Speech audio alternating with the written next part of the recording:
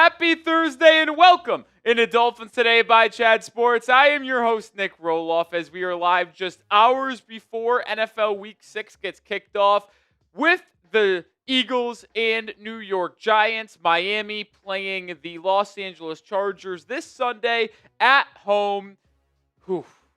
Could be the last game for Mike McDaniel. Maybe he saves his job.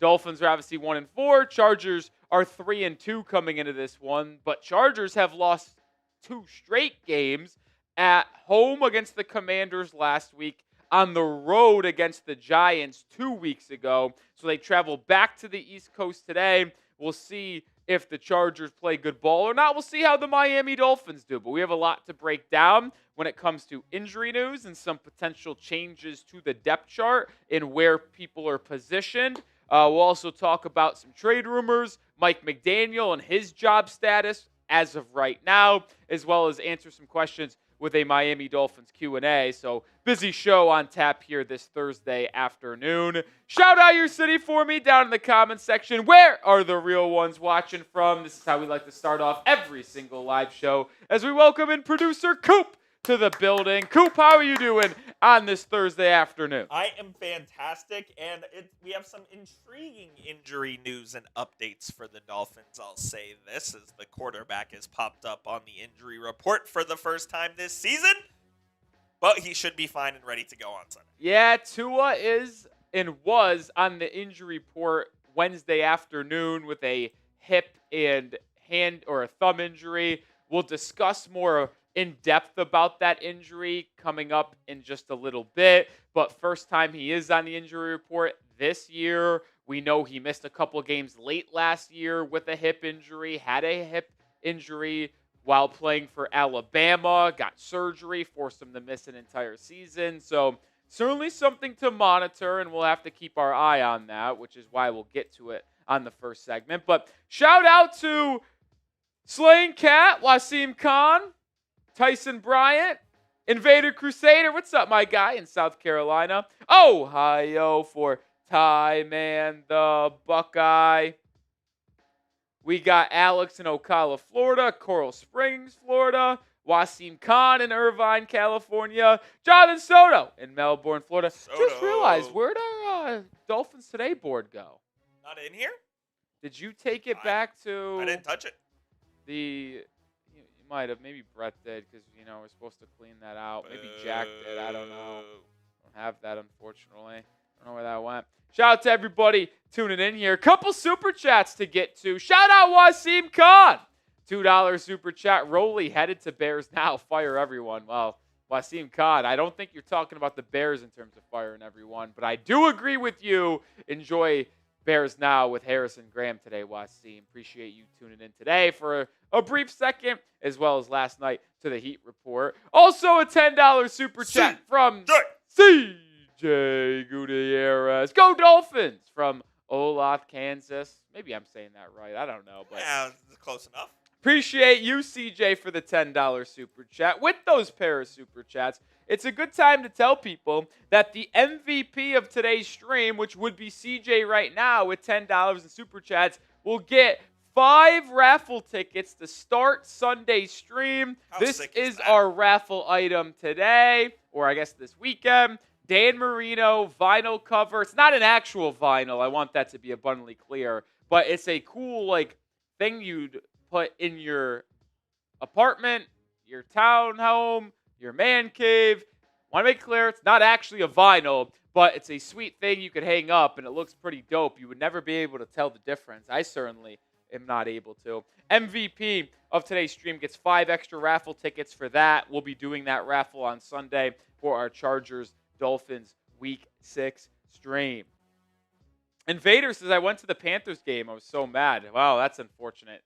I was certainly furious as well, Invader. You and Brian Aycock were both there. A lot of Dolphins fans were in Carolina. Unfortunately, couldn't propel the team to a win. 17-0. Yeah, don't get me started. We're moving on. I can't even think about it anymore, to be honest. Moving on to this first question of the day. Jonah Savaiinaea. We'll talk more about him coming up here in a second, but Jonah was a right guard and right tackle for most of his collegiate career. About 1,000 snaps at right tackle, about 700 at right guard, and about 400 and change at left tackle. He never played left guard in college. Well, he's playing left guard for the Dolphins right now and has been the worst offensive guard in all of football through 5 weeks. A lot of people are speculating and asking, should the Dolphins move him back to right guard or right tackle? Dolphins don't seem likely to do that. But let me ask you guys, would you move Jonah Savaiinaea back to the right side, whether it's right guard or right tackle, just anywhere on the right side of the O-line? Type M for move or type K for keep. It's also the pinned poll on today's live show. Coop, what would you do before I look at the chat? Does it matter?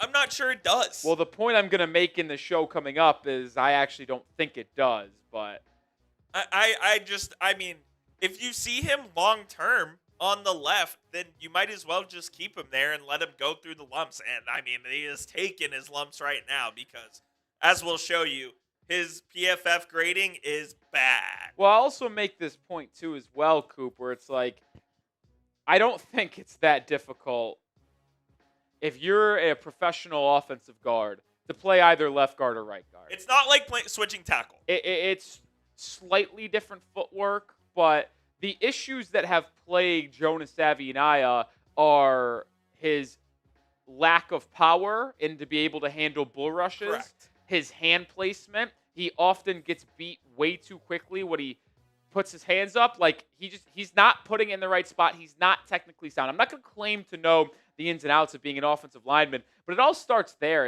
And sometimes the footwork is bad to where he's shooting out to the left or right a little early, and he should be going the opposite way, which is a case in the Panthers game. On one rep, the entire offensive line shoots kind of the right. That's how they're shifting the offensive line. But Jonah shifted left, which created a massive gap between him and Aaron Brewer because Brewer shifted right off after the snap. Jonah, his first step was left, and that just created a wide open avenue for Derek Brown to kind of do like a quick little swim move back to the inside, and Jonah stood no chance. So, I mean, there's a lot of issues, an abundance of issues, so we'll ultimately see.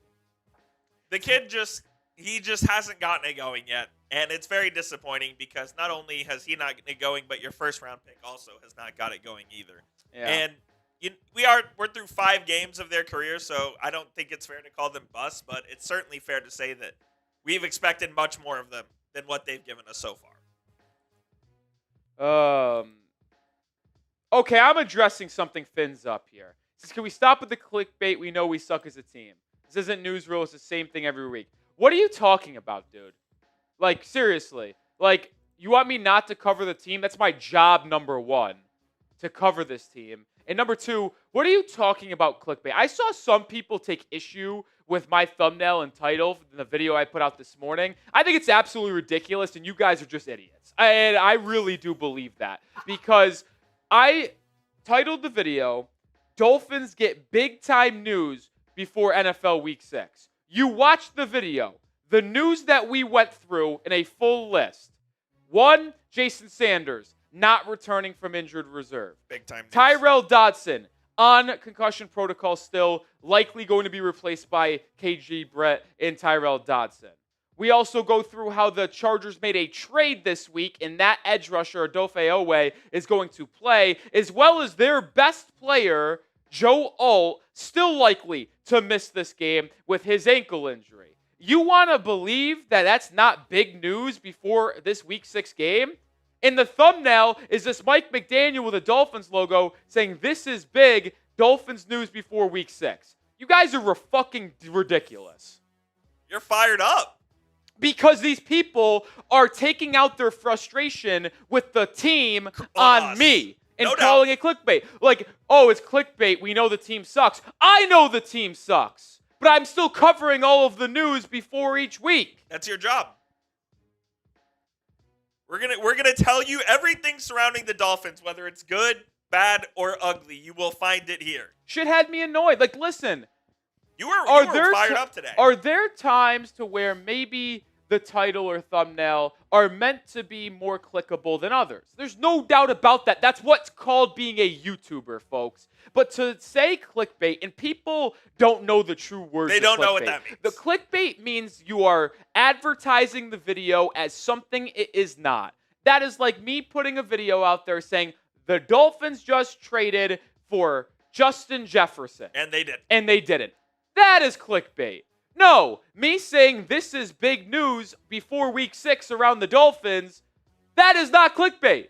That is what the video is about. Fucking clueless losers. Are you all right? No, they're pissing me off. And you know what? I'm not going to have it because now you're coming at how I do my job in my profession. I don't go at your... I was going to go real bad there. We're going to slow down. We're going to slow down. We're going to slow down. Well, that's the difference between me and other people here at this company, though. I'm not going to take people's disrespect. I couldn't give two shits. Disgust me. People are saying Angel Dust is like big news and a picture of Mike McDaniel. I'm guessing most people thought he was fired. Listen, if he got fucking fired, we tell you he got fired. That's not something we would hide in the lead. You know what the number one job is of someone that works in the media? You don't bury the lead. If someone gets fired, it's going to be on the thumbnail and title of the video. Idiocy. Did I go too far? And if I did, I don't care. I don't know if you went too far, but you are fired up about it. It just drives me nuts. You care about the quality of the content, and people are disrespecting the quality of the content. Correct. I understand why you'd be angry. Correct. There was one time on the Heat Report, I put a title and thumbnail that I think was misleading and clickbaity, and I felt horrible after. I actually apologized in the chat. You know, I was just like, you know what? Looking back on it, that might have been a little too on the edge. And I have not even come close to that edge since then. So, I mean, that happened last summer on the Heat Report in 2024. And I just have never done such thing on this channel, and it's just ridiculous. It's just ridiculous. Moving on. How hot should Mike McDaniel's seat be? Scale of 1 to 10.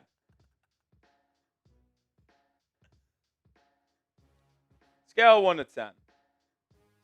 Oh, man. I mean, it should be like a 15. Yeah. I mean, it is ridiculous. I'll be honest. We shouldn't even be having this Wayne on the screen because he should already be fired. Well, I just think the reason why I'm asking this question is because we'll get to it in our second segment.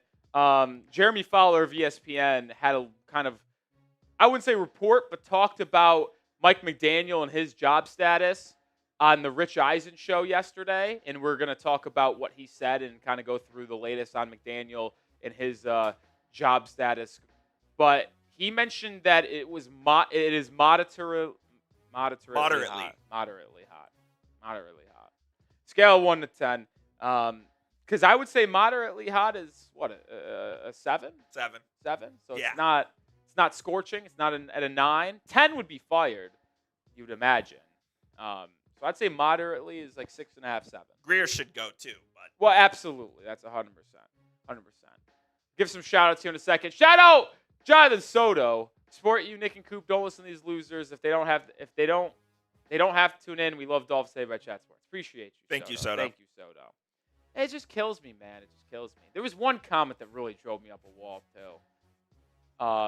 Because there's this guy that says absolute clickbait. I'm never watching again. Yet the guy's in the comment section every single video we put out. So the guy is just looking for attention in the comments, and unfortunately I'm giving it to him right now, but he doesn't know the name. The name's not being said, so I'm not going to say that name. It just drives me up a wall, those type of people. Just drives me up a wall. But we got Mendez says 10, AJ 10, Sean 11, to James says 87, Kelly says 10. Oh, man. Shay Dunbar, that's a great question to ask when we do our mailbag later. So hashtag Dolphins and ask that exact same question in the comments, and we'll get you on the show, brother. We'll get you on the show later. Mailbag coming is our final segment of today's show. Cheesemonger 8. CJ is at like 1 million. I don't know how many zeros that is. I think it's close to. Shay says defense so bad. Is that who you just responded to? Yeah. Yeah, get that question in there, Shay. Same thing with Cheesemonger here. We've been here live for 16 minutes. We got to get into some content. That's on me for having a 4-minute tangent on YouTube commenters. That's on me. Hand up. Like the stream if you want the show to start, though. We got 126 people in the building. Can we get 60 likes? Let's get to 60 likes before we get into the content here. We're 33 away. Hit that thumbs up icon. We could show them the rundown of today's show. Yes. But we got a fun show here. We got some Miami Dolphins news, Mike McDaniel rumors. We'll talk about trade rumors as well. Deadline November 4th, 4 p.m. Eastern time. And we'll round out today with a Q&A, a mailbag as well. So hit that thumbs up icon. We're 23 likes away from getting the show started. Hit that thumbs up icon. Richard says, if Tua is out, well, I'll say this, and we'll get to it. He's not out, but he is banged up. And the coaches said they expect him to play. So I don't think this is a question that needs to be answered. But it would be Zach Wilson. Quinn Ewers is not ready to start an NFL game. I know some people would want to see what they have in the rookie 7th-round pick, Me being one of them. Coop included. But it would just be a disaster. And you're throwing him to the Wolves because as a 7th-round pick, you got to develop him. You want to have his confidence in a right spot. I just don't think putting him out there with this offensive line and some of these other issues Miami has going on is the smartest decision in the world for his confidence long term. So I would go with the veteran Zach Wilson that is only on a 1-year deal and is blatantly, we can put it, is expendable. So, yeah, I would probably go with him. Zach Wilson's also started a few games in the NFL himself, so. Yeah. Ryan says, do I take back about what I said about Trevor Lawrence? No, I still think he stinks. Like, I don't think he's good. On that winning touchdown, he stumbled twice. I mean, like, he has flashes, but his consistency has been horrible. I'm just not in on Trevor Lawrence. The more I watch him, the more I just don't think he's that good. I don't. And listen, I don't think Tua is the long-term guy in Miami either. But I wouldn't want Trevor Lawrence as my QB1 going forward, to be honest. I just wouldn't want that too, especially at the price tag that both those QBs are at. All right, we're 14 likes. Well, you know what? I'll make a deal. If we just get to 50 likes right now, we'll start the show. We're 4 away. Hit that thumbs up icon. Point is, Ryan, I don't think he was good in that game. He did so many dumb things. Bad interception inside his own 25, 30-yard line. Threw the ball past the line of scrimmage. He just makes bad decisions.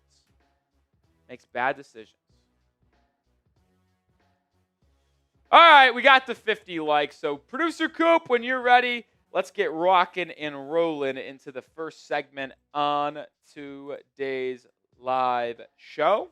Don't forget, #Dolphins or Super Chat to get on our mailbag. We have this List 4 logo to start this video. We do, but I don't want it to the glitch intro thing to happen. What do you mean? Like it'll play over the intro. It wouldn't. GFX2. It wouldn't. You have GFX2 with something on it right now. Yeah, you do. That's a weigh-in. No, I'm saying if you have it in preview, it'll play over the intro. That's what happened last time. It won't, though, now. It only does that when you don't have something in GFX2. Because think about it. You have to tie and stuff. So when you have nothing in GFX2 and then you push, it's going to tie it over, but it's going to take that off first. So you'd be good. All right, 100 people watching. We're about to get into the first segment on today's show. So stay tuned with us here on this first segment of this Dolphins Today live show.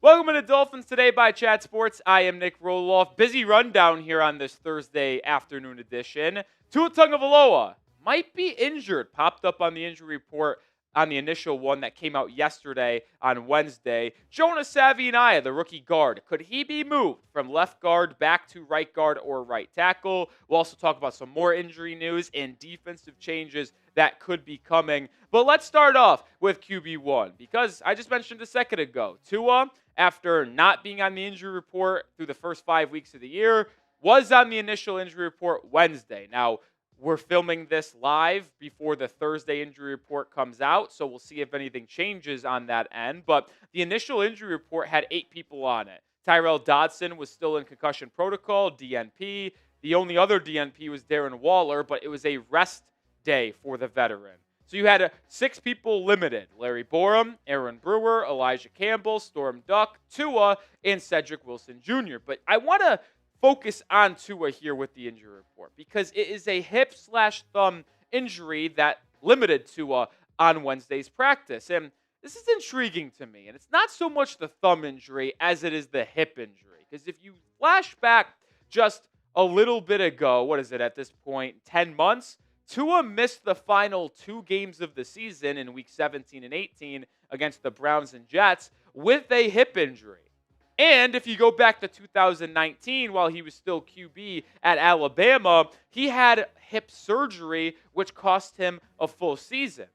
So this is an injury, at least on his body, and who knows if it's the same hip. I don't know. That is not clarified to this point. But we know he has dealt with hip injuries in the past. So that's what makes this slightly concerning for me in terms of long term. I wouldn't say it's concerning for this week, and we'll explain why, but long term, we got to monitor this. But make sure you do subscribe to the channel. 65 away from 76,400. 2 videos every day. We'll be live on Sunday for Chargers Dolphins Week 6 as well. Join the fam right now.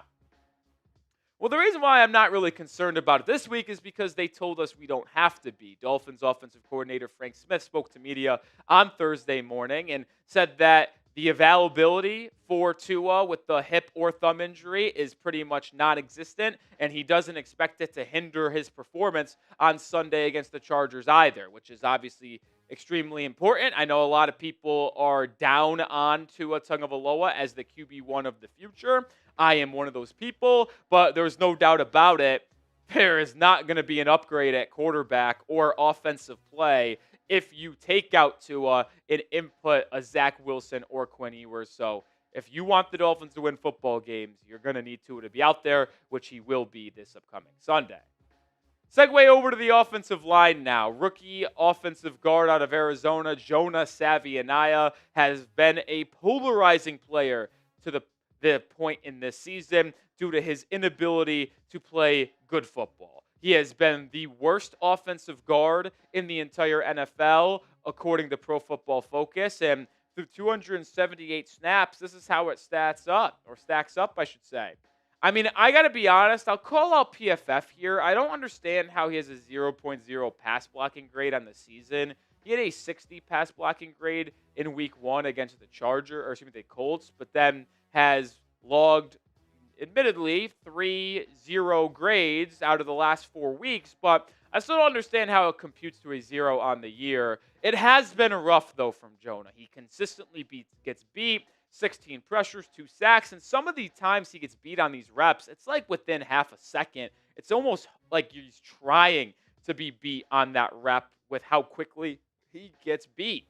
And a lot of fans were contemplating and speculating, well, listen, he's only played left guard for 250 snaps in his career. Like, you look back at his college career, 450 snaps at left tackle, 700 at right guard, and 1,000 at right tackle. He's never played left guard. So I guess it could make sense to move him back to the right side. I'll explain more why I don't really think it matters that much, but Frank Smith said that the decision to move Jonah to the left side was long-term plan. They wanted him and Patrick Paul on the same side this season and beyond, and they don't plan on overreacting and flipping him to the right side, at least as of right now. But you make the decision for me. Should the Dolphins move Jonah Savaiinaea back to the right side of the offensive line? Type M for move, or if you think they should keep him at left guard, type K for keep. I'll say this. Would it improve his play in the slightest to move him to right guard or right tackle while James Daniels or Austin Jackson are out? I would probably answer yes to that question. But does it matter in the long term? And listen, I'm not going to act like I understand the ins and outs to playing offensive line in the NFL, because I don't. But if you think that it's going to be night and day, all of a sudden he's an above average or average offensive guard just because he's playing on the right side, I just don't think that is very accurate. I think that's naive to believe an improvement would come if you did that. Now, if you moved him to a different position entirely, now we have a conversation. I mentioned it. In his 3 years at Arizona, he had 1 year fully at right tackle, 1 year fully at right guard, and 1 year splitting at left tackle and right tackle. So he actually played more snaps in college at right tackle than anything else. And he was predominantly a tackle, but most people projected a move to guard in terms of how he would fit at the next level the easiest. Well, with how poorly he's played at guard, if you wanted to try to salvage his rookie season and potential career by moving him to right tackle, then that's something I could consider. Because Austin Jackson has 1 year left on his deal, which is next season, and he is consistently missing time with injuries. And you're going to have to find a plan long-term at right tackle after next season, assuming you don't bring Austin Jackson back on a cheap 1 year deal. So maybe Savaiinaea being moved to right tackle is that long-term decision. We know Jackson has played guard in the past, so maybe you move Jonah to right tackle while Jackson's out. And if he plays extremely well and Jackson returns this season, you could put him at left guard, something he has done in the past. Just an idea out there. That's the only one I would consider. But if you're saying moving him from left guard to right guard, I don't really think anything would change. Coming up here in just 1 second, we're going to take a look at some defensive changes that could be on the horizon due to some injuries to Tyrel, Dodson, and in the secondary. But before we get to that, this episode is brought to you by Prize Picks. You and I make decisions every single day. The right decisions on Prize Picks can get you paid. It's so easy to play. You just pick more or less and at least 2 player stats. If you get your picks right, you could cash in. Follow other Prize Picks players directly on the app and copy their lineups in one click. Whether it's a friend, a celebrity partner, or just someone whose picks you like, hit the follow button and check out every lineup they create in the new feed tab on Prize Picks. I have an entry in for Week 6, less than Justin Fields passing yards, less than Dylan Gabriel passing yards, and more than Deebo Samuel rushing and receiving touchdowns. Download the Prize Picks app today and use code CLNS to get $50 in lineups after you play your first $5 lineup. That's code CLNS to get $50 in lineups after you play your first $5 lineup. Prize Picks. It's good to be right. As we segue to the defensive changes, Anthony Weaver spoke to media today and was asked about how much the defense has been struggling. Well, he very candidly answered that watching the film from the game against Carolina made him want to throw up. And listen, Anthony, same, man. I mean, listen, we said in the moment, you let Rico Dowdle dash you for 206 on the ground and the Panthers as a team run for 239. Like, that's all sorts of rock bottom defensively. That's not a good rushing attack in Carolina. Rico Dowdle's a backup journeyman who was averaging 2.7 yards per carry entering that game. So, yeah, it's pretty brutal, and changes absolutely need to be made. But another reason why we will see change is because of all the injuries Miami's dealing with. Jason Marshall Jr. on IR. They placed Cornell Armstrong on IR earlier this week. So there is no nickel corner on this roster, and most of these corners Miami has are all boundary guys. So Douglas, Jack Jones, Juju Brents, Ethan Bonner, Storm Duck, all boundary guys. So who fills in the nickel? Well, it sounds like this role is going to be filled by safeties, which is why you subscribe to the channel, by the way, because when we were speculating about how Miami replaces Cornell Armstrong when he was placed on IR, we said it's going to be likely 3 safeties on the field almost at all times with 2 boundary corners, whether it's Rasul Douglas and Jack Jones or whether it's Rasul Douglas, Storm Duck when he returns from injury. Miami signed Jordan Colbert to the active 53-man roster in the corresponding roster move when Armstrong was on IR. And not many teams in the NFL really ever hold 6 safeties at one moment during the course of an NFL season. Miami's doing that right now. We know Minka's going to be out there as a starter, but you got 5 other guys between Campbell, Trader Jr., Melifonwu, Colbert, and Davis that can all play in the back end, in the box, or in the nickel as a slot. And that's actually where you see a lot of experience with this safety room. They have a lot of career snaps in the slot. Take a look at the 5 safeties. Jordan Colbert's really never appeared in a regular season game, but the other 5 that you see a lot in the slot. Minka Fitzpatrick has played 1,100 snaps in the slot. So if Miami wanted to, now would he want that? I don't know, and it could cause a little bit of an issue there with the veteran, but add it to the list of issues. Minka Fitzpatrick could be moved to the nickel, and then you could play Ashtyn Davis and Iafatu Melifonwu deep. But you could also play Ashtyn Davis in the slot, who's played there 304 times in his career, dating back to his first couple years in the league with the New York Jets. And Melifonwu, who was drafted as a corner by the Detroit Lions, was ultimately moved to safety, so he's had a lot of experience playing in the slot. I mean, you compare these snaps to what the Dolphins have at corner right now, and it does make sense to have a safety play that nickel position. I mean, Rasul Douglas is the number 1 corner you have in terms of snaps in the slot. He's been in the league for 8 seasons plus, and he's only had 333 snaps in the slot. I mean, Ashtyn Davis almost has that amount, and he's been in the league since 2019-2020, Douglas a couple years prior to that. So when you look at how the Dolphins are going to handle their back end of their defense, it's going to be all hands on deck.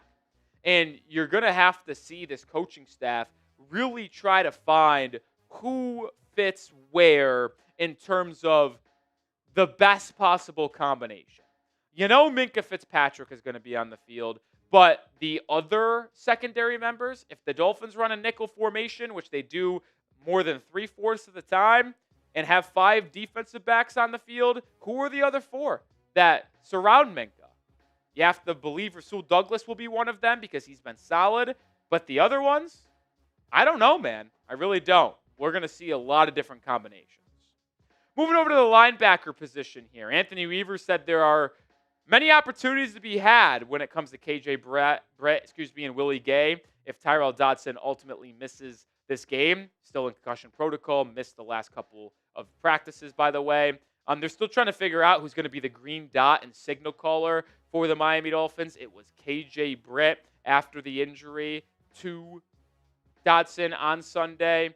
Before I give you my thoughts, I want to know yours. Who should be the Dodson replacement? Should it be Willie Gay or should it be KJ Britt? Type WG for Willie, type KJ for KJ Britt. Listen, I think both should probably see snaps, but I just need more of Willie Gay. The fact that he has only appeared in 17 snaps this season is just an absolute ridiculous thing that we have to come to grips with. KJ Britt has had about 25 snaps. Willie Gay Jr. 17.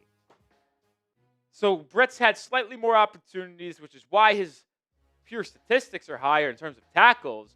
But in the limited opportunities Gay has had, he's been better. And he's been one of the highest graded defensive players on this Dolphins roster. He's rangy, he's athletic, he's fiery, energetic. Get him out on the football field, man. I don't care about the green dot. I mean, I know I should because it's the signal caller and it gets everyone organized. But if Willie Gay needs to do that, I think he can handle it. Jordan Brooks needs to do it, I think he can. If Minka Fitzpatrick needs to be the green dot as a safety, I think he can as well. Point is, get your best defensive players out on the football field, considering you have the worst defense in the NFL. 17 snaps through 5 games for Willie Gay Jr. is malpractice.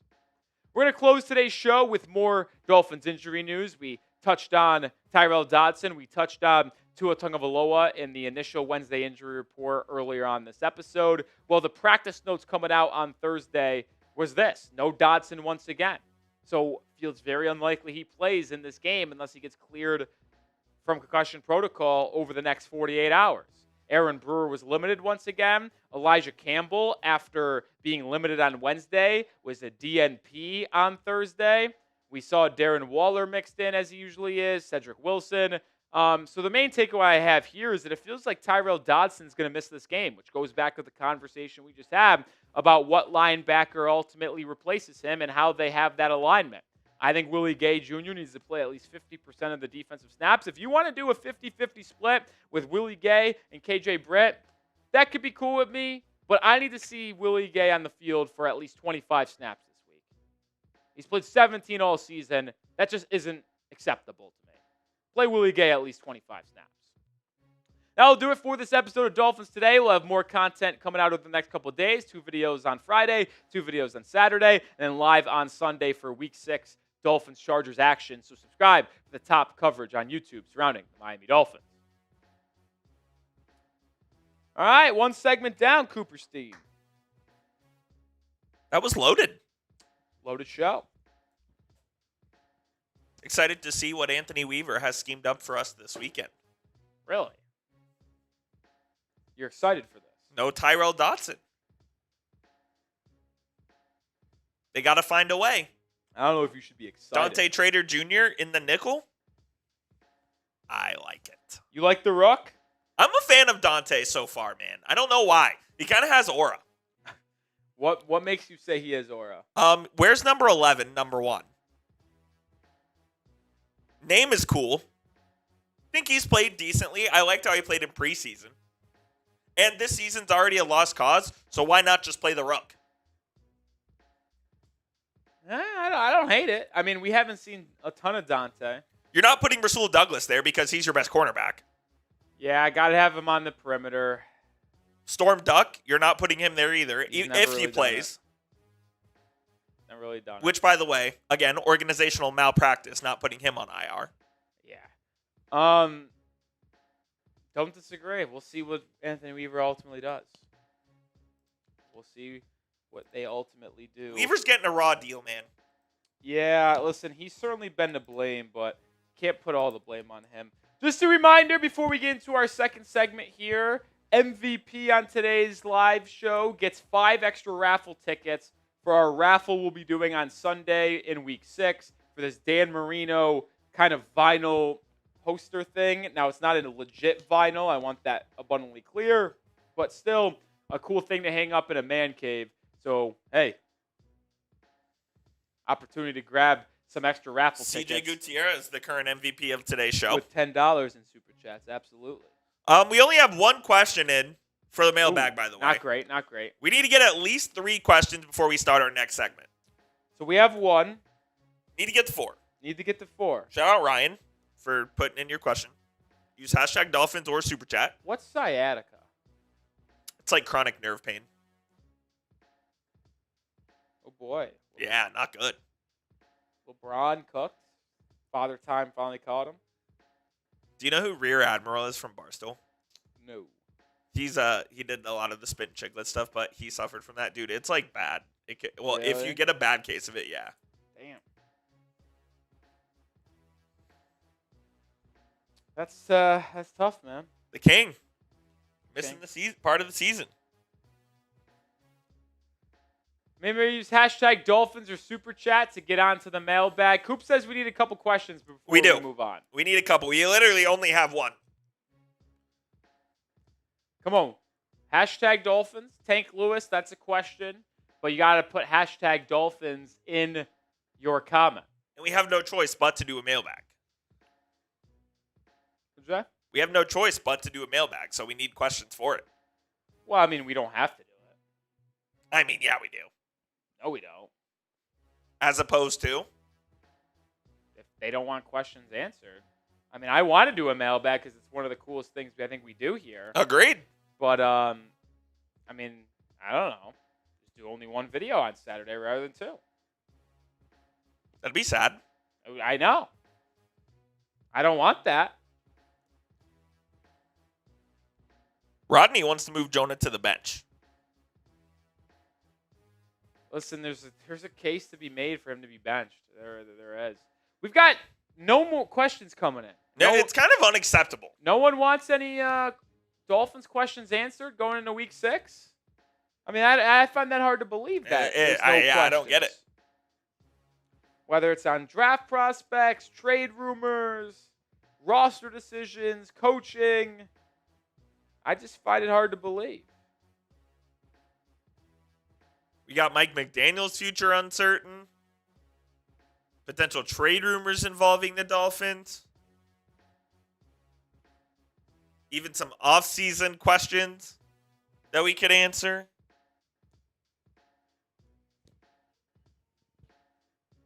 Kind of wild. See, there are good, decent questions that are asked. You have to use hashtag Dolphins. Rob, hashtag Dolphins get used. Same with Laser. Laser. Tank Lewis. It's These are all hashtag good Dolphins. questions. Love to answer some questions. I'll settle for one question before we move on to the next segment. Me too.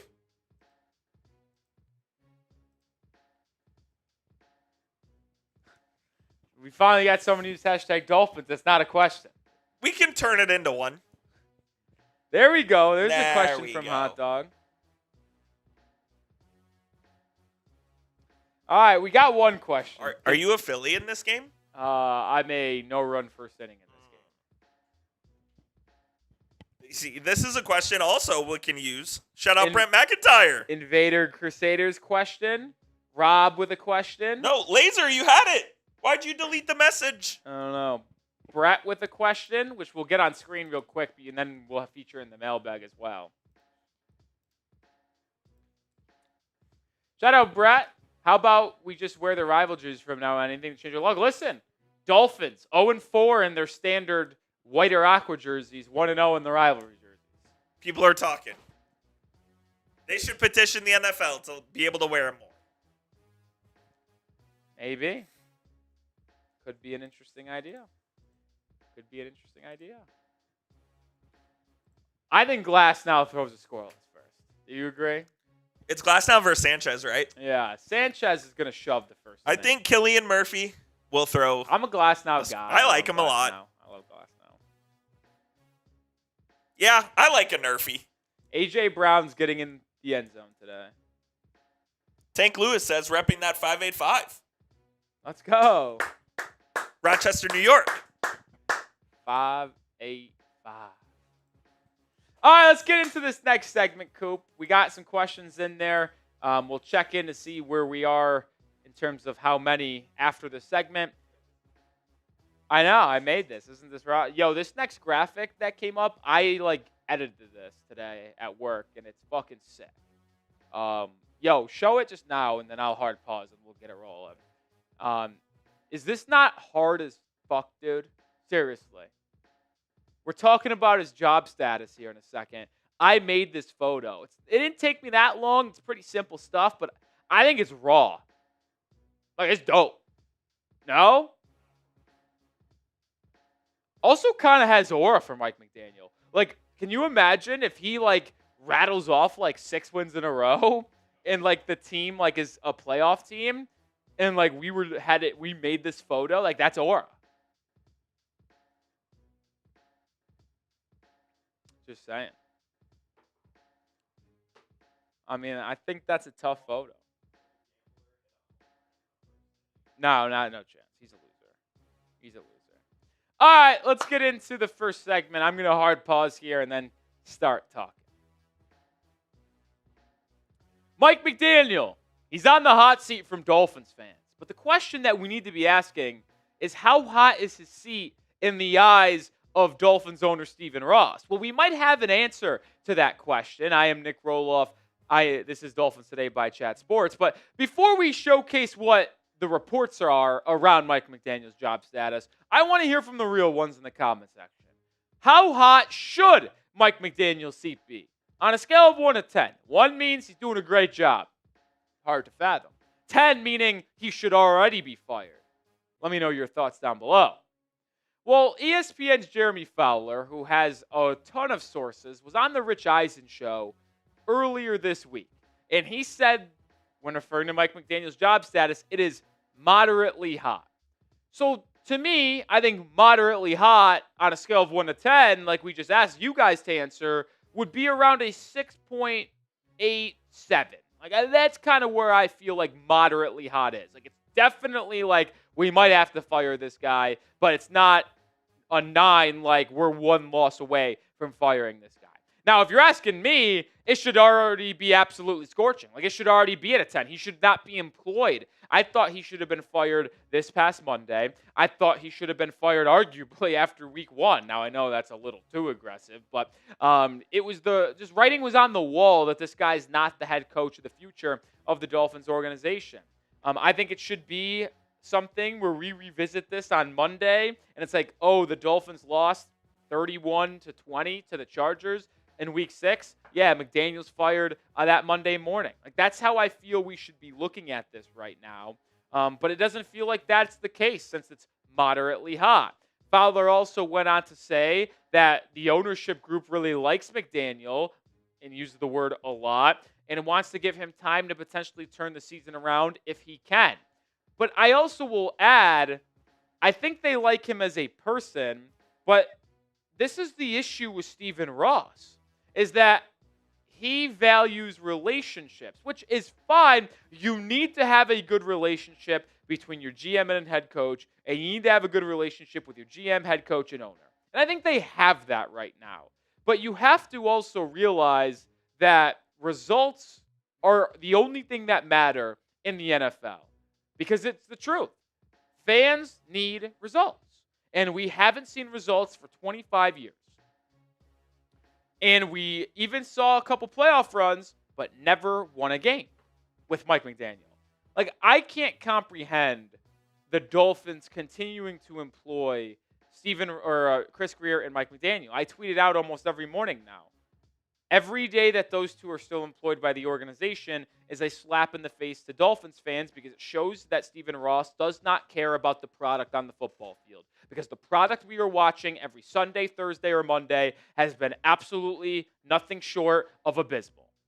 I cannot understand why they continue to employ them. But the question that we also have to ask ourselves is, how does this change? How do we go from moderately hot to he is no longer employed? Well, Jeremy Fowler alluded to Ross may having to change his stance on employing Mike McDaniel and Chris Grier if the fans turn on the team. What do I mean by that? Because we've already seen some fans turn on the team on social media. But it goes back to attendance. Not only is this a results-driven league, it is a money-driven league. Owners care about money more than anything. Maybe not all of them, but I would say 95% of owners care about making money rather than winning. That might be a low ball. It might be most 98, 99%. Point is, how does that money get affected to where this can change? Fans don't show up for home games. Attendance is extremely low, where you're only seeing 25, 30% of the stadium filled.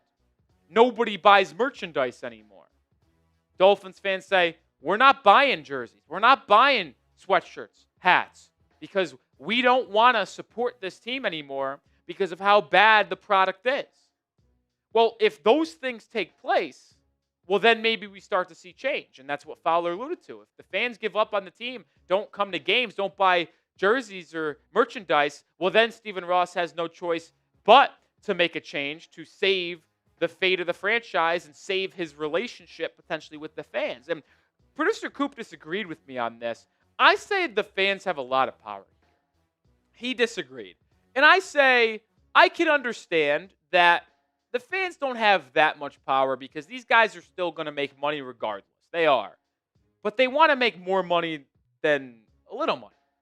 And if the fans do the things we just talked about and the money starts to be closer to the little end rather than the more end, well, Stephen Ross can be like, I want it to be back up at this high end.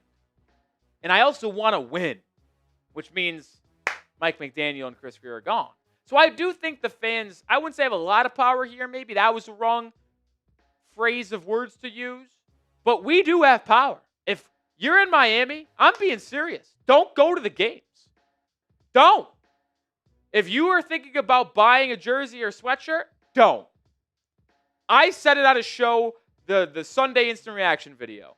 I am not wearing a single piece of Miami Dolphins gear, apparel, whatever you want to call it. I will not be wearing it on my person until Mike McDaniel and Chris Grier are fired. you want to join me, join me. And I'll say this, folks. If Mike McDaniel gets fired, we will be going live and having a party on Dolphins Today. So subscribe now, turn on notifications so you don't miss a piece of Dolphins coverage. Now, I also do want to take a little bit of a flashback just 48, 72 hours ago. Remember what was reported earlier this week. And now you can have conversations about how accurate this report is, how credible it is. But Tony Pauline, who has had scoops in the past for sure, wrote an article saying when Mike McDaniel could be fired. Well, he said the sources who told me that he was on thin ice after the Week 1 loss to the Colts predict that the owner, Stephen Ross, might wait another 2 to 3 games before deciding whether to pull the trigger on firing Mike McDaniel. And I think when you think about this quote, that is fully dependent on the Dolphins losing. So over the next 3 weeks, they play Chargers this Sunday, Browns next Sunday, and then the Falcons the Sunday after that. I mean, if they go 0-3 in those 3 games, you're sitting at 1-7. Like, you have no choice. I do believe a bad loss this Sunday to the Chargers could make a firing possible because Stephen Ross loves Jim Harbaugh and would be embarrassed to lose in an embarrassing fashion to him. Just simply put, that's how I feel about it. But I also want to share this interesting note because Fowler, in that hit with Rich Eisen, mentioned that Stephen Ross's sons are involved in the process right now in terms of Dolphins organizational football. I'll counter and say I don't know if this is true. Why do I say that?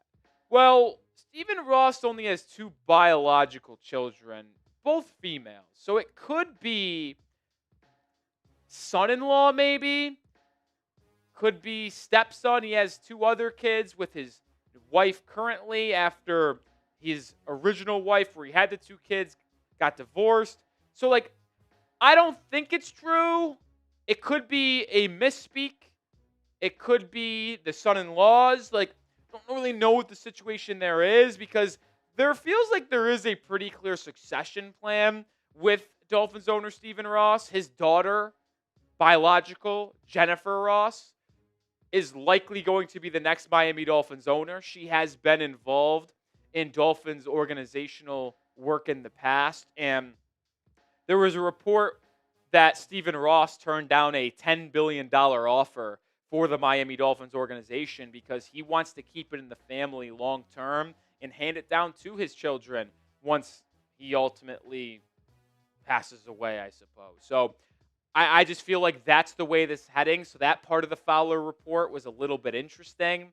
And Chris Kaufman kind of pointed this out as well, mentioned Ross getting his sons more involved. He mentioned that he's pretty sure he's referencing Daniel Silman, who is his son-in-law, who works with Ross as the CEO, is relevant. So I do want to make clear, I just thought that was an interesting part of the report that I don't think is fully accurate. I don't think he meant to say sons, maybe son-in-law, maybe just daughter, and he was unclear. I don't know, but either way, I think that's more or less the story here. More coming up in a second, but we are sponsored by Ethos. And listen, have you or a friend experienced loss, which has you thinking about how to secure your family's financial future? With life insurance through Ethos, your family is protected. Life insurance is a perfect way to make sure you're covered. Right now, you can get your free quote at ethos.com/NFL Daily. Ethos is an online platform that makes getting life insurance fast and easy to protect your family's future in minutes, not months. There's no complicated process, and it's 100% online. No medical exam required. You just answer a few health questions. Some policies, as low as $2 a day, billed monthly. And as of March of 2025, Business Insider named Ethos the #1 no medical exam instant life insurance provider. Protect your family with life insurance from Ethos. Get your free quote at ethos.com/NFL Daily. That is ethos.com/NFL Daily. Applications times may vary. Rates may vary. Links in the description and comments of today's video. So we talked about where McDaniel's hot seat is, his job status is. Well, let's use the second half of this video to talk about what's the plan post Mike McDaniel. And here's the first part I want to talk about. What if he is fired midseason? Well, I still expect the interim head coach to be Anthony Weaver, the current defensive coordinator, if he is still here. And I say if because there is a world we live in where the Mike McDaniel and Chris Greers of the world try to blame Weaver for the struggles defensively and fire him to save their face. Do I think it happens? No, I do not. I could also see the Dolphins firing Mike McDaniel and Anthony Weaver simultaneously. Do I think that's a smart decision? No, I do not. I think Anthony Weaver's got a bright future in this league, and I think he's getting a raw end of the deal here with the roster construction and some of the players that are being forced to appear for this Dolphins defense. Has there been coaching issues? Without a doubt. But he also had a really good defense last year. He's well respected amongst league circles. So I think it would be a bad decision to fire him alongside McDaniel or before McDaniel, make him sort of the scapegoat here. And I think he's the perfect person to be the interim because I know that locker room does respect Anthony Weaver. So I think that would be a mistake.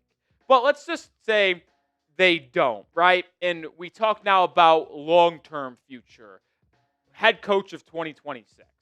Tony Pauline, who we referenced earlier in this video, said in a report that he expects Stephen Ross to potentially go with a disciplinarian type of head coach, someone in the Dan Quinn mold, and even speculated current ESPN analyst Rex Ryan, also former Jets and Bills head coach.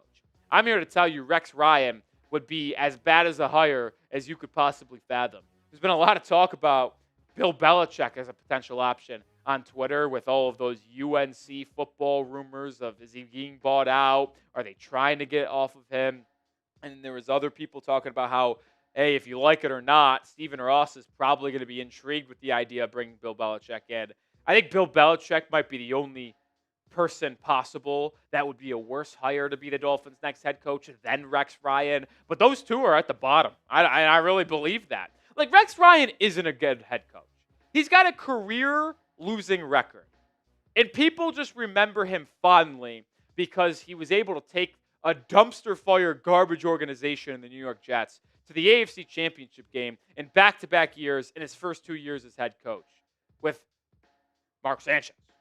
He's been in the news the past couple of weeks. But Rex Ryan has not been good. And, like, his last time coaching was with the Bills in 2016. He got fired the week before the final regular season game because the players essentially revolted against him and refused to play for him. Like, this guy is not who you want to hire as a head coach. I'll give you some names I would want to hire here in a second. But let me know, who is your top replacement for Mike McDaniel? Let's not do in-season. Let's do long-term. Who do you want to be the next head coach of the Miami Dolphins? Drop a name down in the comments. I referenced these 5 names earlier in the show. I'm a fan of these 5 right here. Mike McCarthy, ex-head coach of the Dallas Cowboys. Robert Saleh, defensive coordinator for the San Francisco 49ers, former Jets head coach. Jesse Minter, defensive coordinator for the Los Angeles Chargers, who has followed Jim Harbaugh around from Michigan to LA. Chris Shula, the grandson of Don Shula. That's an intriguing name right there, man. I think Shula, obviously, household name in Miami. He's rising the ranks as a coordinator in the NFL.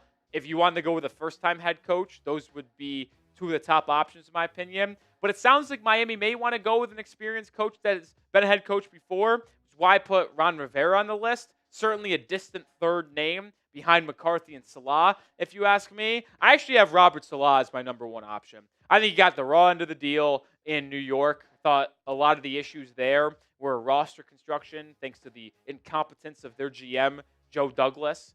He was terrible. And I think Saleh is a good coach. And you saw him. He goes immediately from Jets head coach to San Francisco 49ers defensive coordinator. And that Niners defense is absolutely playing with the hair and fire, playing great football, making plays on the road, getting upsets on the Thursday Night Football with half the offense injured. Like, Saleh is just an excellent job. And I think he would do even better the second time around being a head coach than the first.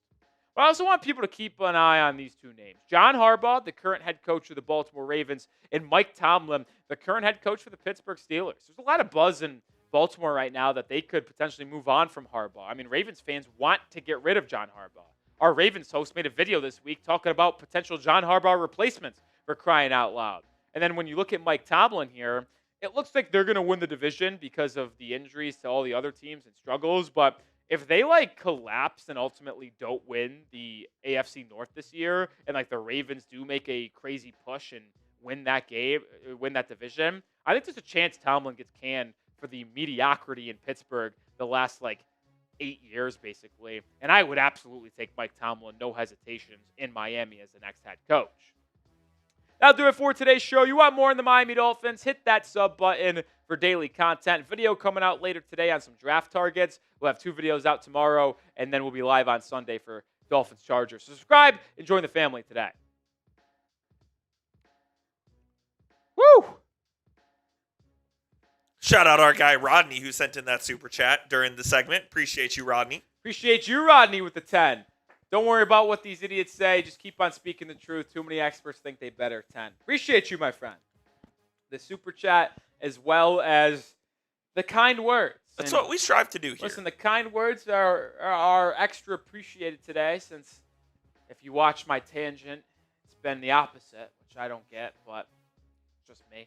Not going to stay on that for too much longer. Yeah, but I'd love to bring in Mike Tomlin, man. If he got fired, him or Harbaugh, man, would be my 2 top without a question. Now, are both of them going to be moved on from? No. Are one of them going to be moved on? Probably not. Probably not. But if one of them was, I think it would be the, without a question, top option for the Miami Dolphins. And I actually do think if one of those were available, that would be the number 1 option for Stephen Ross. And Stephen Ross wouldn't be afraid to go spend the money to go get one of those No, guys. because that's the thing. A lot of people want Stephen Ross to sell the team. Like, I don't think he's the worst owner in the world. Like, he spends money on the coaching staff and GM. He spends money to upgrade facilities. He spends money on the actual roster. It's not like they don't spend money and they're a cheap organization. The only issue that I have with Stephen Ross is his loyalty to Chris Greer and Mike McDaniel. Yeah. Like, he's pulled the trigger on some firings in the past. Joe Philbin, Brian Flores, and others.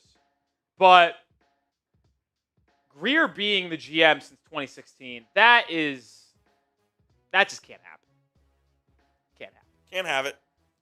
To James with a $2 super chat. Could Greer have blackmail in the organization? No, this is a real speculator. I know. Yeah. I don't know if I got there's a Twitter user that's infamous on Dolphins Twitter for hating on Tua. He kind of dispelled this theory, and I tend to agree. There's just no chance that he has blackmail in the organization.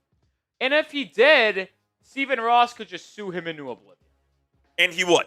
Like, if you fire someone and then they expose you and blackmail you, like, then you just sue him and For get your blackmail and retaliation. Yeah, exactly. Yeah. So, like, I'm not concerned. I'm not concerned about that.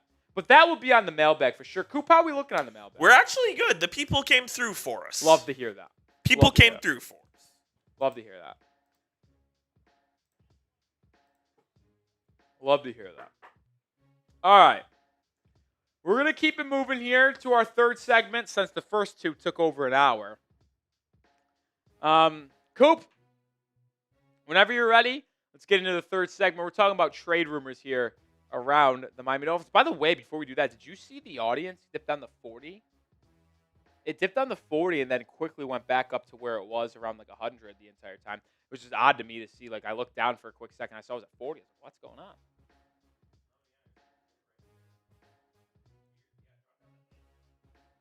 Yeah, must have been a weird reporting thing. I don't know. All right. I didn't see it go to 19. That would have been stressful if I actually saw that number. Here we go. Next video on the live show. We're talking trade rumors for and around the Miami Dolphins. We are under a month away from the NFL trade deadline. It is November 4th. It's a Tuesday. It's actually Election Day, fun fact. 4 p.m. Eastern Time is the deadline. You project that the Miami Dolphins are ultimately going to be sellers when we get closer to the trade deadline. And we've seen a bunch of trades this week. We saw the shocking trade that sent Greg Newsome to the Jaguars in return for Tyson Campbell. And you also saw some picks involved there. We saw Joe Flacco go from the Browns to the Bengals. We saw another trade, didn't we? There was 3 this week. There was Newsome, there was Campbell, there was Flacco, and there was a third. Oh, Adofeowe. We're playing him this Sunday in the Chargers game. He went from Baltimore to Los Angeles. So there are trades really starting to pick up before the deadline. And if the losing, which we expect it to continue in Miami, you will likely see them receive a lot of calls on some of their veterans, and we're going to talk about which ones make the most sense as trade candidates. But if the Dolphins do make a trade, we will break the news first on my Twitter/X handle as Nic_Rohloff, just under 2,400 followers. Go give me a follow right now for up-to-the-minute Dolphins news and rumors, and any breaking news, we'll have you covered over there. The number one Dolphins trade candidate for the Dolphins, and I really do mean this is numero uno, it is Jaelan Phillips. He is the most likely trade candidate on this Dolphins roster without a second thought crossing my brain.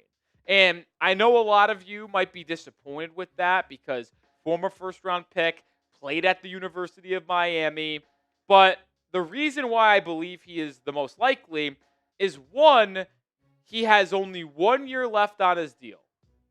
He is currently playing on his 5th-year option. Do the Dolphins plan on giving him a long-term contract extension before free agency or re-signing him in free agency to a long-term deal, especially if you project having a new GM and head coach going in the next season? Well, they're not the regime that drafted Jaelan Phillips, making them more willing to move on from him. So you should probably get ahead of that and trade him since his value is relatively good. He's actually had a good season. He has been the Miami Dolphins' best pass rusher without a question through 5 games. He has the highest pass rush grade out of all the edges at 75.2. He has had 16 pressures. He finally got his first recorded sack this past week against Carolina, but he also has one of the highest pass rush win rates in the NFL. It's top 20. 17.7% amongst qualified edges. So he's been getting to the quarterback. Unfortunate for him, he's not been able to actually get the sacks to get on his name, but he has been forcing QBs to step up in the pocket, to flood the pocket, to get rid of the ball quicker than they would like to. He's been your best edge rusher, which gives you the best chance of getting a solid draft pick in return. And there are certainly a lot of teams that may be interested in Jaelan Phillips. Bleacher Report had him number 4 on their trade big board and listed the Cincinnati Bengals and Dallas Cowboys as the 2 most likely landing spots in a potential trade with Jaelan Phillips. I completely agree on Dallas, by the way. I even had the Cowboys Report host, Tom Downey, DMing me, asking me if I think the Dolphins could actually trade Jaelan Phillips. I responded, yes. The Bengals, I don't know if that makes sense considering they might not be in the playoff hunt with all of their injuries. But I'll throw out another team there. A team that we played in week 1, the Indianapolis Colts. That team is quickly becoming a win-now squad. And if they add another pass rusher to just really fortify that defense, they could be a really big-time contender in the AFC. Now, Bleacher Report has his projected value as a conditional 4th-round pick, which I don't disagree with. A 4th-rounder, so an early day 3 selection that if he meets some snap percentages and production requirements, ultimately gets elevated to a late day 2 pick, a 3rd-rounder. I think that makes a lot of sense for Jaelan Phillips. We're talking about a 26, 27-year-old guy who is looking good coming off of all of his injuries. I like Jaelan Phillips long-term, but I understand why the Dolphins would and should trade him. Drop a name. We got 3 more names to get to here, but who is the most likely player to be traded on the Miami Dolphins? Is it Jaelan Phillips? Is it a different name? Let me know your thoughts down in the comments. I think Minkah Fitzpatrick is the number 2 trade candidate on the Miami Dolphins, and I actually don't think it's particularly close. I know there's a couple names out there, which we'll get to, but Minkah is number 2 for me behind Jaelan Phillips. And it has to do with his contract. He's got 2 years left on his deal. $1.2 million base and a $4.5 million cap hit this season. So the team trading for Minkah Fitzpatrick would certainly not take on a lot of money this season, making him an ideal target for a win-now ball club. But he would also have 1 more year of them. He has a $15.6 million base and an $18.8 cap hit for next season. That's not that bad for a safety who is still a top 10 safety in the NFL. And if we're going to be honest, he's still playing at that level. You look at his stats through 5 games, he's got 33 tackles, a missed tackle rate of 14.7%, and is actually graded out really highly as the 74.2 overall grade. And he has excelled in coverage this year after the biggest knock on him and the biggest struggle of last season being his coverage ability. This season, only targeted 7 times, has 4 receptions, hasn't allowed a touchdown, only given up 34 yards, had an interception against the Panthers this past week, a PBU, and a QB rating when targeted throughout the first 5 weeks of 30.4. When you look at the long list of issues for this Miami Dolphins defense, Minkah Fitzpatrick is not one of them. He has been solid in coverage. He has been okay in run. I'm not going to act like he's been elite, but he has been very good as a coverage safety, whether it's in zone or having to man up. So I think the list of teams interested in a potential Minkah Fitzpatrick trade are long. I think one of them being the Dallas Cowboys again. And I mentioned it earlier. I had Tom Downey reach out to me about a potential Jalen Phillips trade. He also reached out to me asking if I think Minkah Fitzpatrick could be traded. But another contender, the Houston Texans, they ultimately moved on from C.J. Gardner-Johnson. I think they could look to add another safety to their room. The Commanders in a win-now mode could look for another safety. There's 2 safeties aren't good. And then the Eagles could also look to add a safety. They have a couple young guys over there, Reed Blankenship and Andrew Makuba. And I think the Dolphins might actually be able to get a solidified day 2 pick for him. A second rounder? Probably not. But I think you could get a third-round pick for Minkah Fitzpatrick. When you look at the trade value that the Dolphins got in return in that Jonnu Smith and Jalen Ramsey trade, they trade away Ramsey and Jonnu plus a late day 3 pick for Minkah in a early day 3 pick. Well, that puts the projected value in that trade for Minkah at about a third rounder, which tells me, based off his play this year, you could still get a third-round pick for Minkah Fitzpatrick. So I think he'll certainly get some calls from now until the deadline. It's just all about if Miami wants to ultimately trade him or not. This episode is brought to you by Prize Picks. You and I make decisions every single day. The right decisions on Prize Picks can get you paid. There are so many cool features on Prize Picks. One of them is that they're the only app that offers stacks, meaning you can pick the same player up to 3 times in the same lineup. Want to pick more on Devon Achane receptions, rushing yards, and touchdowns? Well, now you can pick all of them in the same lineup only on Prize Picks. It's the best way to win cash this football season. Which players are going off? Which ones are overhyped? Make your picks in less than 60 seconds and turn your takes into cash all season long on Prize Picks. I did that for week 6. I have less than on Justin Fields passing yards, less than on Dylan Gabriel passing yards, and more than on Deebo Samuel rushing and receiving touchdowns. That's my entry for this week. Download the Prize Picks app today and use code CLNS to get $50 in lineups after you play your first $5 lineup. That's code CLNS to get $50 in lineups after you play your first $5 lineup. Prize Picks, it's good to be right. The third trade candidate, in my opinion, around the Miami Dolphins is running back Jalen Wright, the second-year back out of Tennessee, drafted in the 4th round in 2024. I just think this one's obvious based off where we're at in terms of this running back depth chart. We have 3 running backs, Devon Achane, Ollie Gordon, and Jalen Wright, with Alec Ingold being that fullback, that H-back, whatever you want to call him. But the point I'm trying to make here is, in Week 5 against Carolina, Jalen Wright was a healthy inactive.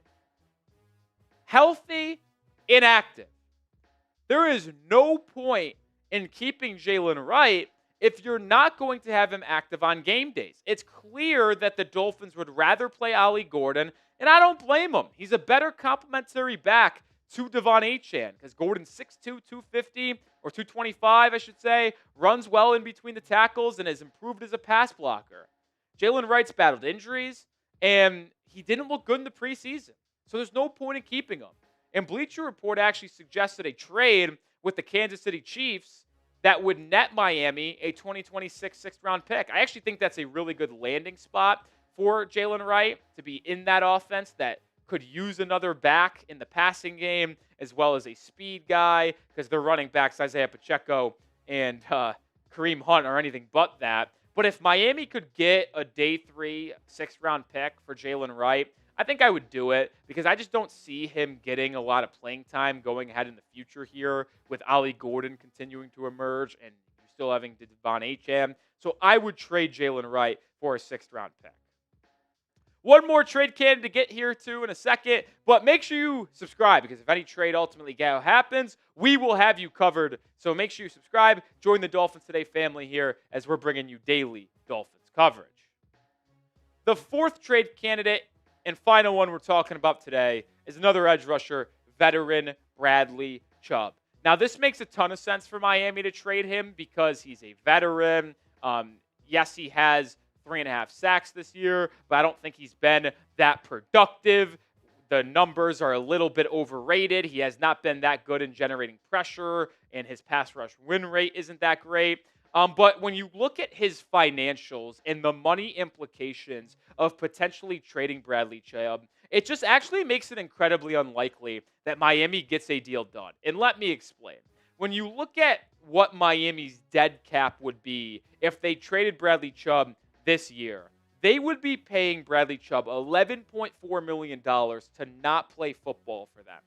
And if you take it one step further and trade him right now, the Miami Dolphins would have $30.2 million in dead cap next season if they trade him before the deadline. I know this front office is incompetent and really bad, but it would reach another level and be almost like vetoable type of malpractice to take on a $30.2 million dead cap in 2026 to trade Bradley Chubb for a mid to late day 3 pick. Like, Bradley Chubb's trade value is probably a 5th or 6th rounder. You're not taking on $30 million in dead cap for him. But on the flip side, there will be a ton of interest in Bradley Chubb because there is always interest in veteran pass rushers. He has put up 3.5 sacks. And some GMs might be like, oh, he's got 3.5 sacks. But also, if you look at what the team that trades for Bradley Chubb would have to pay him this season and next year, it is little. It's under $1 million what a team would have to pay Bradley Chubb if they traded for him at the deadline this season. Be a little bit different next year, but this season they would pay nothing. So there'd be a ton of interest in Bradley Chubb. But once again, there is no value for Miami to trade Bradley Chubb because of that 2026 dead cap unless they get like a 1st-round pick out of it. And that's like never going to happen. I have a better chance of winning the Powerball tomorrow than Bradley Chubb being traded for a 1st-round pick.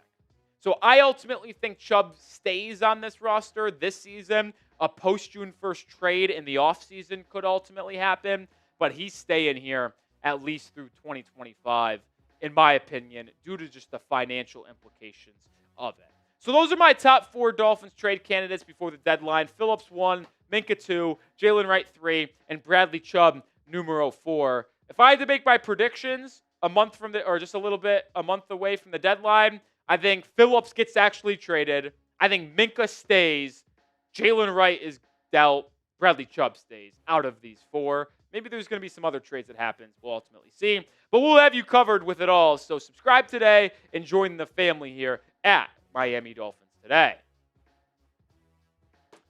Who is the most likely to get traded? We asked it in the show. I want to know now again. Coop, who do you think it is? I agree with you. I think it's probably Jalen Phillips just because he has been this team's best pass rusher and he's still pretty young. Dealt with a couple of injuries in his career, so maybe that scares the team off of wanting to pay him big money. But if you get a 4th rounder for Jalen Phillips, I don't think it's the worst idea in the world. Jalen Wright also I could certainly see if there's any interest there. I think they could get. Obviously, the money makes it very difficult for them to trade Chubb, but if there's interest, they could maybe, elicit a bidding war.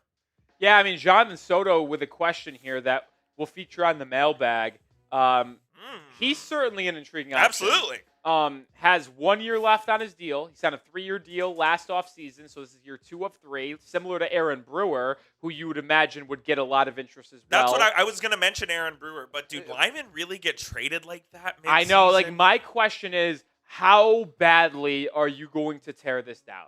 If you are going full tear down, then you should trade all 4 of the guys we mentioned, plus Brewer. Well, not Bradley Chubb. You can't take out that dead cap. I mean, shit. No, you really can't. And then, but like Aaron Brewer, you can get a day 2 pick for Aaron Brewer because offensive lineman value high. Aaron Brewer is a top 5 center in football right now. Like you might be able to argue because he's still in his like 27, 28. Second you round could pick? get a second round pick for Aaron Brewer with how well he's playing. But do you think a team is looking for a starting center at the trade deadline? That's what I'm saying. Like, who is looking for a starting center? Not many. I mean, unless a catastrophic injury, God forbid, comes about. But that would be the only way here. But Jordan Brooks is certainly an intriguing name. Hasn't been as good as he was last season for Miami through the first 5 weeks. But any of the safeties certainly besides a good Minka? player. No. They all stink and are on 1-year deals. But never know, I guess. Either of the young receivers, the Washingtons. No. I don't think so. Miami needs him just as much. I mean, yeah, you're not wrong there. We're in good shape. Yeah, let's watch this at bat before we move back. I bet on the Dodgers-Phillies no-run first inning. It's my favorite bet in sports. Favorite one in sports, is it actually? Oh, yeah, without a question. Awesome. The Nerfy is the absolute best. It's 2 outs in the bottom of the first, no run. So I'm an out away from winning that bet. It was a sweat in the top. The Phillies and bang. There we go, baby. We're done and moving on. So it didn't take that long. 1, 2, 3. It was a sweat in the top. It was first and third. Man on second, 1 out for the Phils after a Schwarber double. Man on third, 2 outs. Man on first and third, 2 outs. We got out of it though. Big time stuff. And now I text my friend Bang. Bang. 1 down. I actually put in a parlay.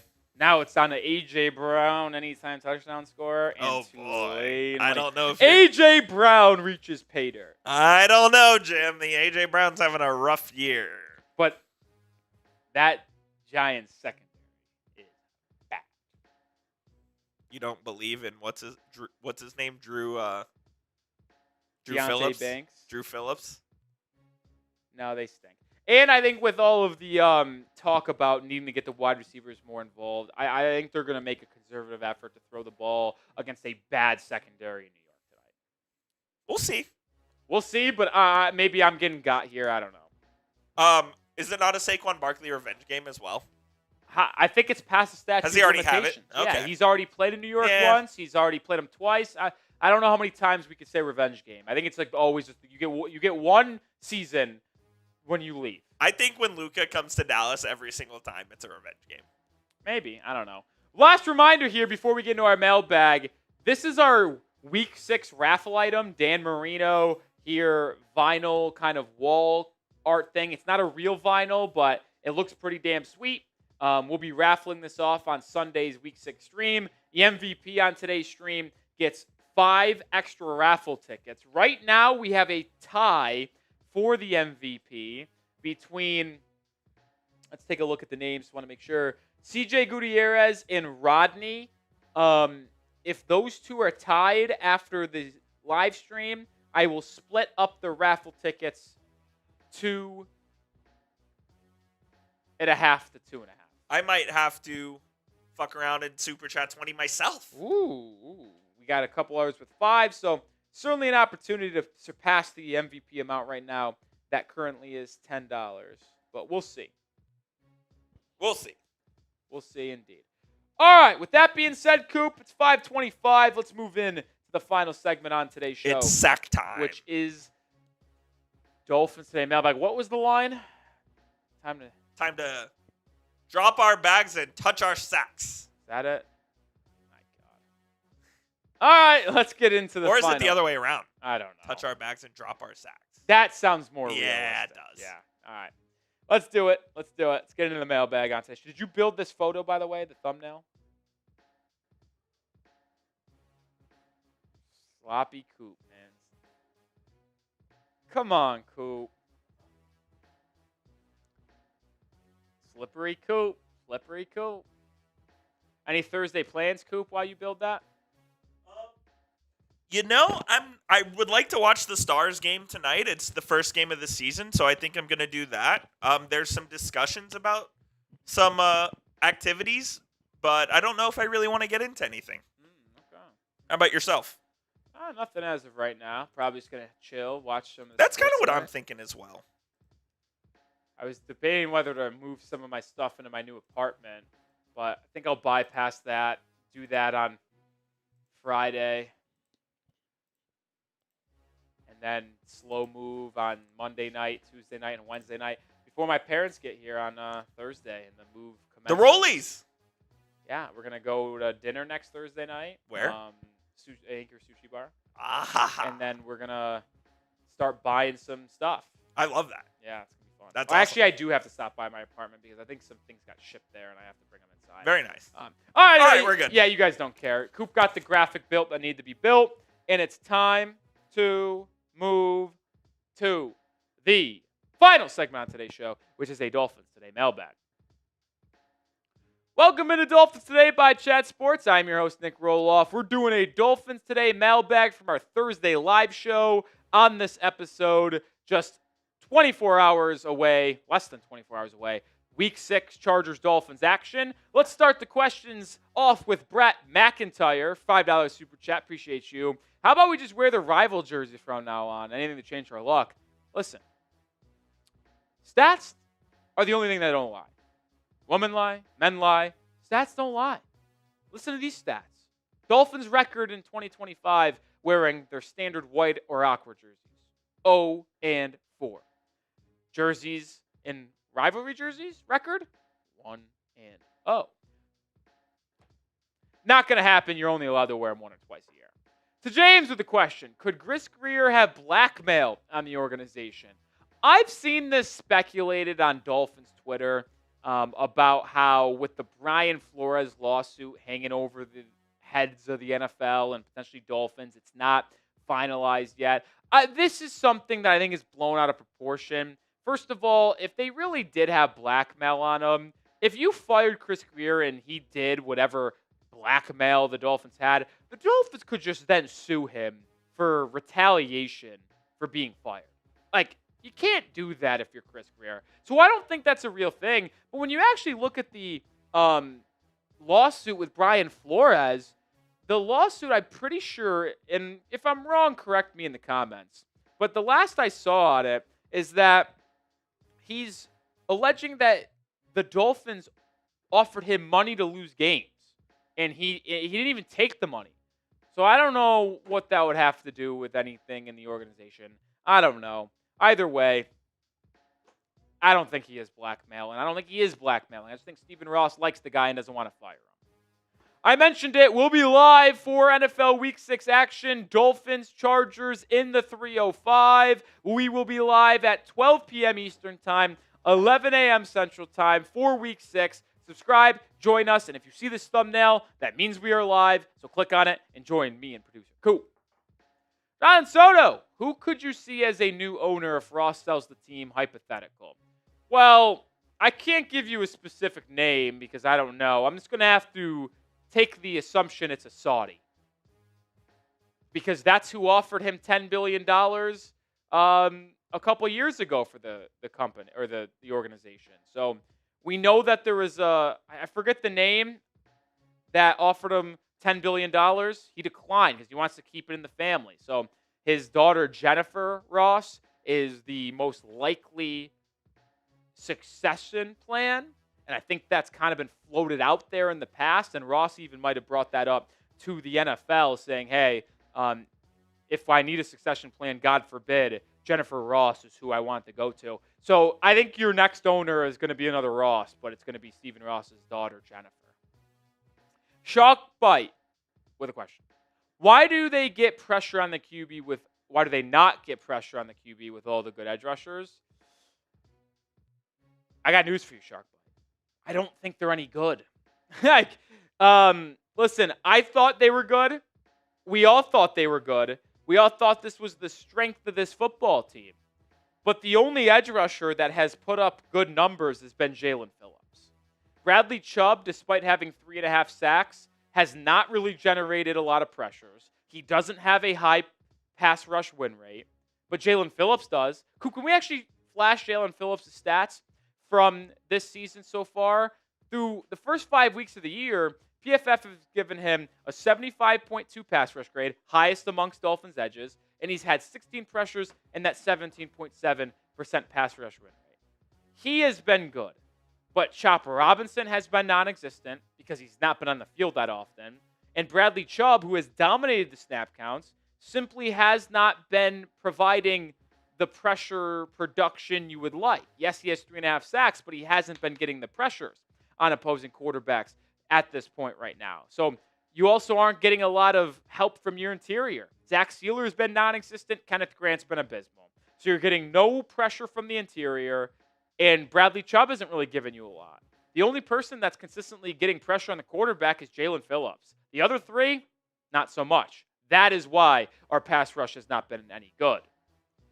Do you want the Dolphins to lose on Sunday? I think this is a fair question to ask.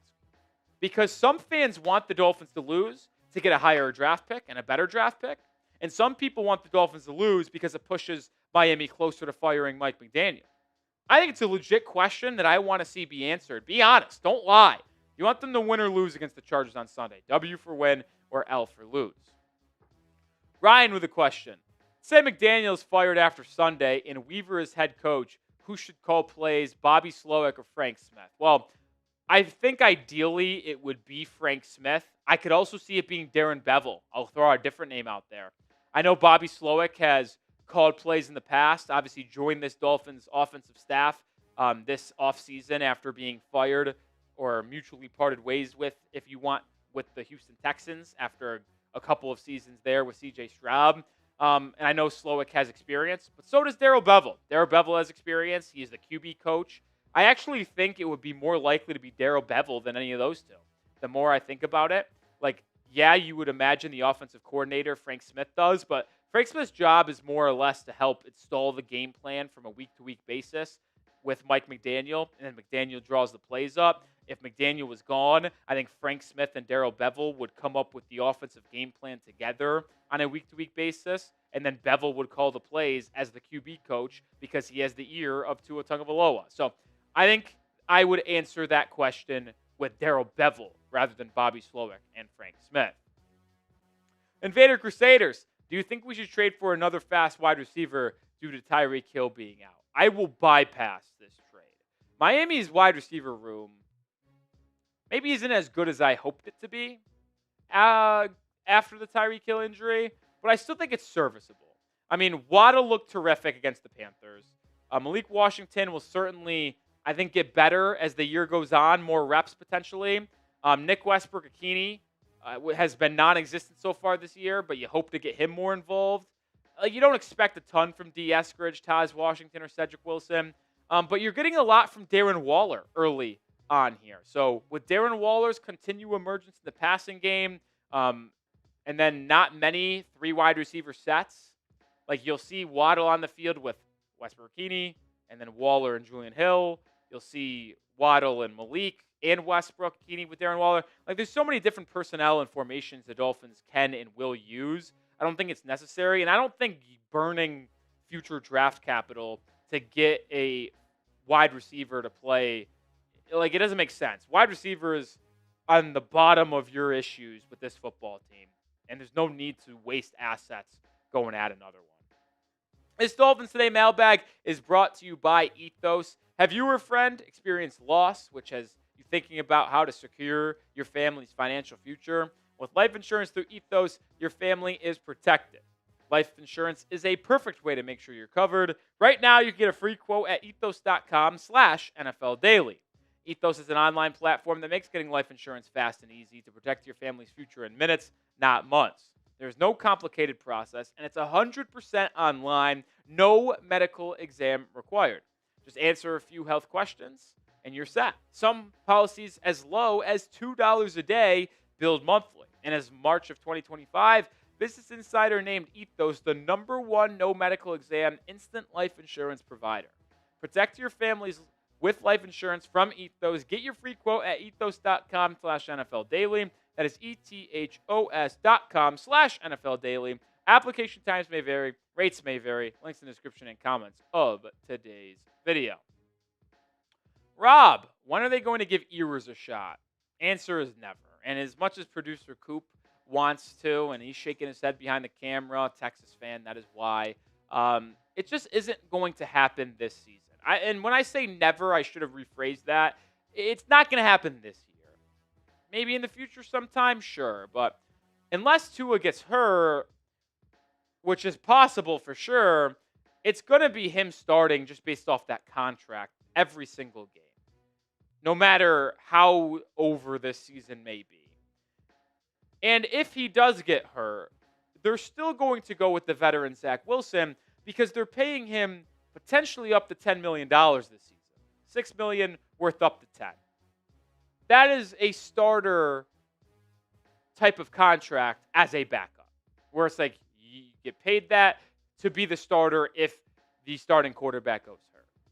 And so maybe if Wilson were to get hurt and Tua gets hurt, well, then Ewers is your quarterback, right? Sure. I just don't see it. And I don't think it would be smart because with Ewers, he needs to develop. He needs to work on his mechanics, his footwork, his decision-making, his processing. We saw flashes in the preseason. Flashes are good, flashes are bad. So we need to have him develop more in practice. And if you throw him out there against a NFL starting defense behind this offensive line and without Tyreek Hill, like he's going to struggle. I don't think it's a good thing for his career long term to get him out there. I don't think it's good for Miami to do that. Not saying he could never be a starter in the NFL because you never know. But this season, no Quinn Ewers. Another reminder, folks, make sure you subscribe. Nobody does it better than us here on YouTube covering the Dolphins. 2 videos a day, 3 live shows a week. Game day, like we teased earlier in the episode. Thursday lives and Monday lives after games as well. Don't miss a thing. Subscribe today. Laser. Should the Dolphins draft Lenore Sellers or Garrett Nussmeier or someone else? Well, Laser. It will all depend on where the Dolphins are drafting. Right now, they hold the 4th overall pick entering Week 6. If they're picking 4th overall, there's a chance they go quarterback. I would probably put a higher % chance they do go QB than not, because they're just picking inside the top 5. Sellers will certainly be an option. Lenore Sellers is my QB1 right now. I've said it. Plays very similarly to Ben Roethlisberger, to his size and stature. He's 6'4". He's built like a truck. He's like 240. He's extremely mobile. He can take a hit and bounce back from it. He's got a cannon of an arm. There's a lot that needs to be worked on in terms of his processing, his mechanics to be more accurate, but the physical traits are elite. So he's my #1 guy. My #2 guy is Fernando Mendoza from Indiana. 6'5", rocket of an arm, mobile. Questions about the offense he plays in, heavy RPO style. Nussmeier came into this draft as arguably the top guy because they labeled him as the most pro-ready. Can command an offense, accurate, good decision maker.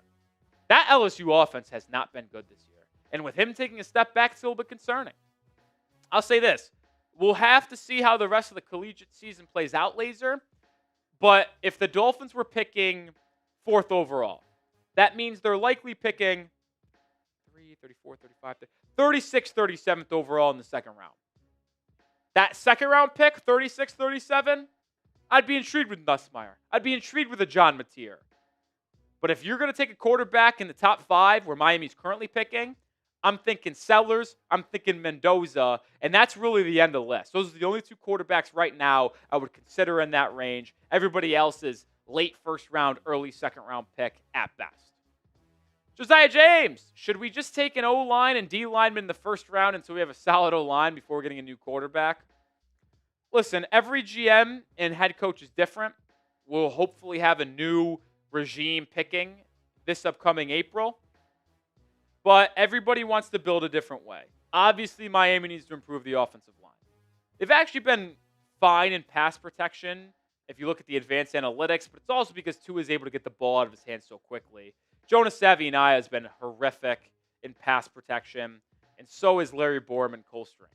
But Aaron Brewer and Patrick Paul have been absolutely money. Paul looks like a franchise left tackle. Like, you absolutely do need to shore up that offensive line and defensive line. But if you feel like you can draft a franchise-level quarterback that is a starter in the NFL for 10-plus years, and you believe in your developmental system and your scheme, then you take the quarterback, just due to the positional value. So if the new head coach, new GM, feels very good about a Mendoza or Sellers in the top 5 and says, you know what, I know we got issues at O-line, but I feel good about these young quarterbacks and I want one of them in my organization, then draft him. Because if you take an O-lineman and he's a Pro Bowl O-lineman, we'll love it. But what if those QBs that you bypass become all-pro MVP level QBs? Well, then Dolphins fans are going to clown this organization for not taking the quarterback. So if you feel good about the QB, take one. But if you don't, go with the best player available. That'll do it for this mailbag. Appreciate everybody for asking their questions and hanging out with us on Thursdays Live. If you didn't get on the mailbag and want to ask a question, follow me on Twitter, DM me, reply to my tweets. All available there at Nic_Rohloff.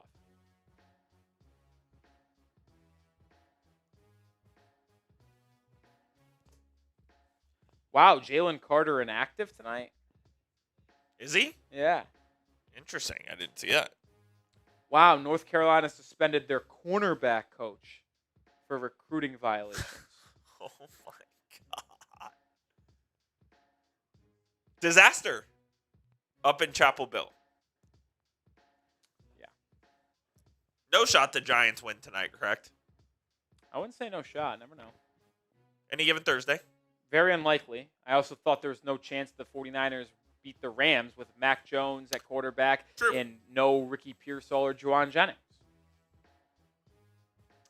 We'll stay live here for 30 seconds to a minute. Any super chats come in, we'll stay live. If no super chats come out, we'll head out, let you enjoy the beginning of your weekend before we see you live again on Sunday for Dolphins Chargers Week 6 action. Coop and I will be live at noon Eastern Time, 11 a.m. Central Time for an hour pregame and tailgate, and then here for commentary, play-by-play, and analysis of that Week 6 Dolphins-Chargers matchup. Great uniform matchup. Yeah, I actually haven't seen to this point what Miami's going to wear. I kind of hope the Dolphins wear white so we get to see the powder blues of the Chargers. All whites for the Dolphins and Yeah. then powder blues for the Chargers. Don't hate that. You wore aqua for the first time last week. Against the Panthers. Give me the whites.